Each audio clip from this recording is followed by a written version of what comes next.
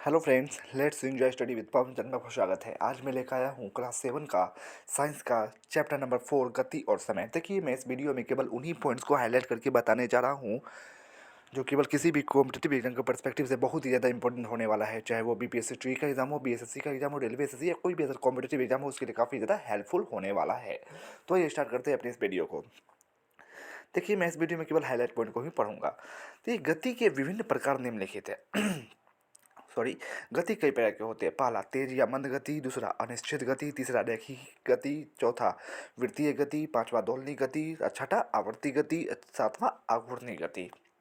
फिर नीचे आइए देखते हैं। अनियमित गति क्या होती है? तो वह गति जो निश्चित पथ के अनुदिश नहीं होती है और हमेशा दिशा बदलती रहती है, अनियमित गति कही जाती है। जैसे मक्खी की गति हो गया, फुटबॉल के खिलाड़ी की गति हो गया, ये सब क्या हो गया? अनियमित गति हो गया। फिर आइए नेक्स्ट पैराग्राफ पे चलते हैं।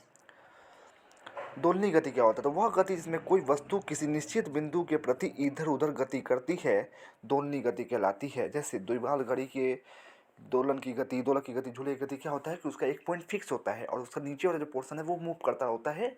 तो वैसी गति क्या बोलते हैं? हम दोलन गति बोलते हैं। फिर नीचे आवर्ती गति क्या होता है? तो वह गति जो निरंतर एक निश्चित समय अंतराल के बाद दोहराती है, आवर्ती गति कही जाती है। जैसे सूर्य के चारों ओर पृथ्वी की गति क्या हो रहा है, तो वो दोहराती जाएगी, अपनी गति क्या करेगी? दोहराती रहेगी, कंटिन्यू। फिर पृथ्वी के चारों ओर चंद्रमा की गति, ये भी क्या होती है? कंटिन्यू दोहराती रहती है। तो क्या हो जाएगा? ये भी आवर्ती गति का ही एग्जाम्पल हो जाएगा। फिर नेक्स्ट है ये कि आघूर्णी गति क्या होती है? तो वह गति जिसमें कोई वस्तु किसी अक्ष के चारों ओर बिना स्थान परिवर्तन की घूमती है, आघूर्णी गति कही जाती है। जैसे लट्टू की गति, पंखे की गति, तो पंखा में क्या है? एक पॉइंट पे फिक्स है, अब वो क्या कर रही है? मूव करती जा रही है। फिर नेक्स्ट है ये लोलक द्वारा एक दोलन को पूरा करने में जितना समय लगता है उसे लोलक का आवर्तकाल कहते हैं। फिर नीचे औसत चाल बराबर क्या होता है? सॉरी, तय की गई दूरी बाय कुल दूरी तय करने में लगा समय। फिर नीचे आइए, चाल मापी जिसको हम स्पीडोमीटर इंग्लिश में बोलते हैं, से हम छोटे वाहनों की चाल किलोमीटर पर आवर में मापते हैं। ठीक है, स्पीडोमीटर से हम क्या मापते हैं? किसी भी वाहन के चाल को नापते हैं हम किलोमीटर पर आवर में। फिर नीचे आइए, वाहन द्वारा तय की गई दूरी मापने के लिए एक मीटर लगा होता है जिसे पथगामी यानी ओडोमीटर कहते हैं। ओडोमीटर से हम क्या नापते हैं कि कोई वाहन कितनी दूरी तक अभी तक चला है, वो हम नापते हैं ओडोमीटर से। कई बार कई परीक्षा में पूछा गया क्वेश्चन है ये। आइए नेक्स्ट पेज पे चलते हैं। देखिए, इसमें सीधी सड़कों पर चलती बस किस प्रकार गति है? ये सरल रेखीय गति है। फिर है झूले की गति, ये दोलन गति है। फिर लोलक की गति आप आवर्ती गति है। फिर है मिट्टी के बर्तन बनाने वाले चाक की गति क्या है? वह वृत्तीय गति है। ये फॉर्मूला आप लोग को याद रखना है कि आवर्त काल बराबर होता है T/20।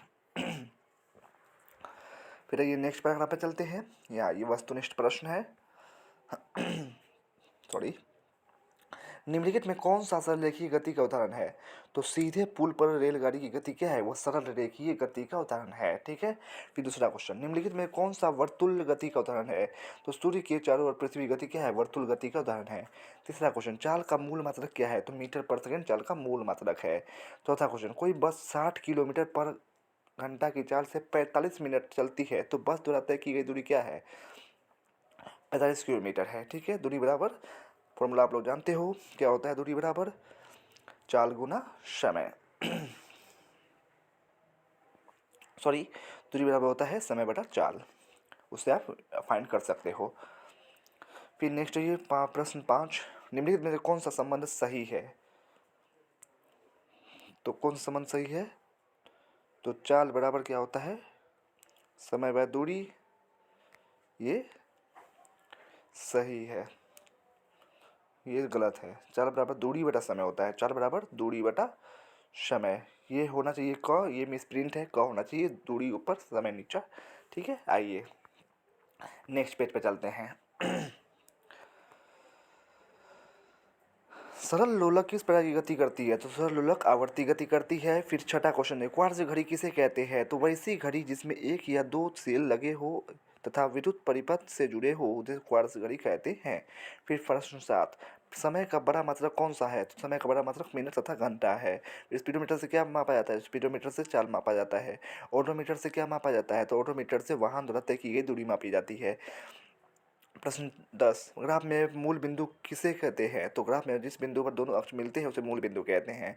प्रश्न 11 समरूप गति करने वाली वस्तु की दूरी समय ग्राफ किस प्रकार होती है? तो समरूप गति करने वाली वस्तु की दूरी समय ग्राफ जो है एक सरल रेखा होती है। फिर चाल का मात्रक क्या है? तो चाल का मात्रक मीटर पर सेकेंड है।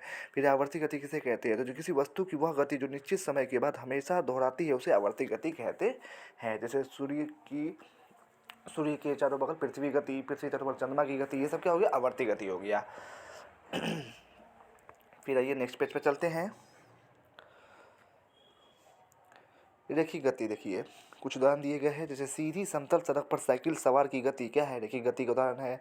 फिर गिरते हुए पत्थर की गति क्या है? रेखीय गति का उदाहरण है। फिर बंदूक से छुटी गोली की गति जो ये भी क्या है? रेखीय गति का उदाहरण है। फिर देखिए वृत्तीय गति, तो घड़ी की सुई की नोक की गति क्या होती है? वृत्तीय गति है। सूर्य के चारों ओर वृत्तीय गति क्या होती है? वृत्तीय गति होती है। फिर है दोलन गति, तो सितार के तार को पकड़कर छोड़ने पर तार की गति क्या होती है? दोलन गति है। फिर झूले की गति क्या है? दोलन गति है। फिर घड़ी के लोलक की गति क्या है? दोलन गति है। फिर आवर्त गति के 3 उदाहरण दीजिए। तो आवर्त गति के 3 उदाहरण है सिलाई मशीन की सुई की गति, फिर है सितार के तार का कंपन, बजते समय तबलों के पृष्ठ की गति, ये सब क्या है? आवर्त गति के उदाहरण है। फिर ये नेक्स्ट पैराग्राफ पे चलते हैं। वस्तुनिष्ठ प्रश्न यहाँ से स्टार्ट होता है। फिर पहला क्वेश्चन कि एक निश्चित समय में कोई वस्तु जितनी दूरी तय करती है उसे उस वस्तु की क्या कहते हैं? चाल कहते हैं। आइए नेक्स्ट पेज पे चलते हैं। दूसरा क्वेश्चन, वह गति जो निश्चित समय अंतराल के बाद दोहराती है कही जाती है? क्या कही जाती है? आवर्ती कही जाती है। तीसरा क्वेश्चन कि पृथ्वी का सूर्य के चारों ओर परिक्रमा करना किस प्रकार की गति है? तो पृथ्वी का सूर्य के चारों ओर परिक्रमा करना वृत्तीय तथा आवर्ती गति है।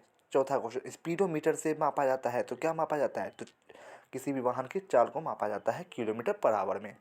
पांचवा, ओडोमीटर से मापा जाता है, तो ओडोमीटर से क्या मापा जाता है? दूरी मापी जाती है, यानी कोई वाहन अभी तक कितनी दूरी तय की है वो उससे मापा जाता है ओडोमीटर से। फिर ये रिक्त स्थानों की पूर्ति करें। पहला क्वेश्चन, आवर्ती घटनाओं का उपयोग डैश मापन में किया जाता है? तो आवर्ती घटनाओं का उपयोग समय मापन में किया जाता है। दूसरा क्वेश्चन, औसत चाल का मूल मात्रक है? तो औसत चाल का मूल मात्रक क्या है? मीटर पर सेकेंड है। फिर तीसरा क्वेश्चन, वस्तुओं की गति को उनके दूरी समय ग्राफ द्वारा डैश रूप में प्रस्तुत किया जा सकता है? तो वस्तुओं की गति को उनके दूरी समय ग्राफ द्वारा चित्रात्मक रूप में प्रस्तुत किया जा सकता है। चित्रात्मक रूप में प्रस्तुत किया जा सकता है। चौथा क्वेश्चन, जिस बिंदु पर दोनों अक्ष मिलते हैं उसे डैश कहते हैं? जिस बिंदु पर दोनों अक्ष मिलते हैं उसे मूल बिंदु कहते हैं। पांचवा क्वेश्चन, यदि दूरी को मीटर में तथा समय को सेकंड में मापा जा रहा है तो चाल की इकाई डैश होगी? ये दूरी को मीटर में तथा समय को सेकंड में मापा जा रहा है तो चाल की इकाई मीटर पर सेकंड होगी।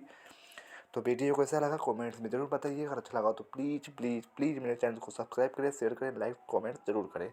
बाकी मैं क्लास 6 का सारे सब्जेक्ट का हिस्ट्री, ज्योग्राफी, सिविक्स और साइंस का भी वीडियो बनाकर अपने channel let's enjoy study with Pawan पर डाल चुका, वहाँ जाकर देख सकते हैं, या फिर मैं उसका लिंक अपने डिस्क्रिप्शन बॉक्स में डाल दूंगा, वहाँ जाकर भी देख सकते हैं। बाकी क्लास 7 का भी हिस्ट्री, ज्योग्राफी और सिविक्स का भी प्लेलिस्ट का लिंक मैं अपने डिस्क्रिप्शन बॉक्स में डाल दूंगा, वहाँ जाकर देख सकते हैं। Thanks for watching and subscribe for more videos.